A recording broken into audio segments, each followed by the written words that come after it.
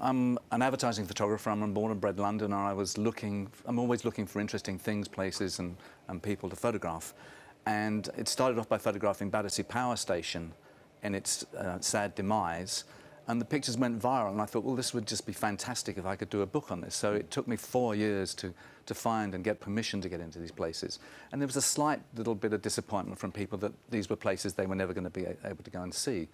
So I came up with the idea of photographing the places that you can go to London, like famous houses, museums, shops, restaurants, a whole collection of wide places, and coupling it with websites and information details of how to go and discover them for themselves. So it kind of combines the art of photography and also a bit of a tour guide as well to some extent. Well, it's great for historians, architects. There's so much beautifully information in the book written by Mark Dazeley. He did the copy for me. In a city like London, how do you choose the places and things that go in a book like this, because there's so many things on choice that you I think the problem is I could go on forever. It's just there were sad things, like for the new book I was trying to get into the House of Lords and the House of Commons to kind of encourage people to get involved in politics, and I got a big no from both of those, which was very disappointing. Which is unusual, because those are places that you can book to go in yourselves and see. But yeah, for sure. Let's bring in some of the pictures. We've got one here. The first one, I think, is Wilton's Music Hall. Now, this is somewhere that is so spectacular to look at. You've kind of caught it in a very romantic kind of way there. It looks like the perfect kind of stage theatre, doesn't it?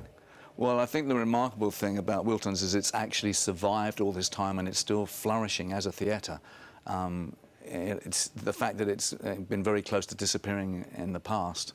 It is a wonderful place. I would suggest that anybody who gets a chance to go and see a show there should go and do it. Yeah, and it's still working to this day. There Absolutely. are others that you look at and you can't quite work out where they are initially. I think the next one we're going to see is somewhere in Richmond Park. Here it is. I mean, this could be a scene from Alice in Wonderland.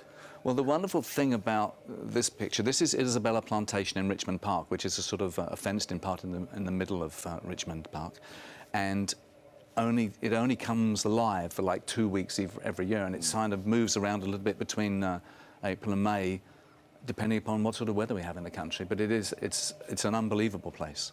You kind of touched on it with the story about the House of Commons and the House of Lords, but how much of this is about trying to get people to explore the city that we live in and not just kind of walk past places that we might miss?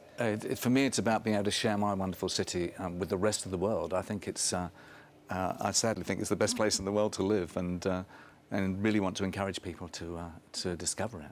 We're going to take a look at another picture now. I think this one is a ballroom. This is the Rivoli Ballroom. The Rivoli Ballroom, yes, still functioning as a dance hall. I don't know what else you can say about it. It's just the most amazing piece, fixed in time. There is, yes, that kind of very British element Yes. to this picture, isn't there? It feels like something that only we could do to this justice. But again, it's listed and it's managed to survive with great difficulty. And finally, one more picture, which I know has lots of interesting stories behind it as well. Just talk us through this one.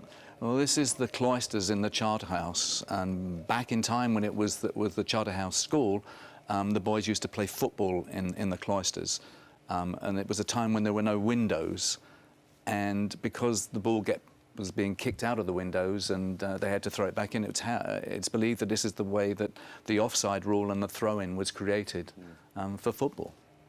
There is history lesson involved in this as well. Absolutely. We are kind of running out of time, but for you next, where do you go? Do you want to try and prolong this series that you've done Unseen? You've done. I am 6 theatres off a wonderful book on London theatres. I have 6 more to do, and we have a book on 50 London theatres coming out in October next year.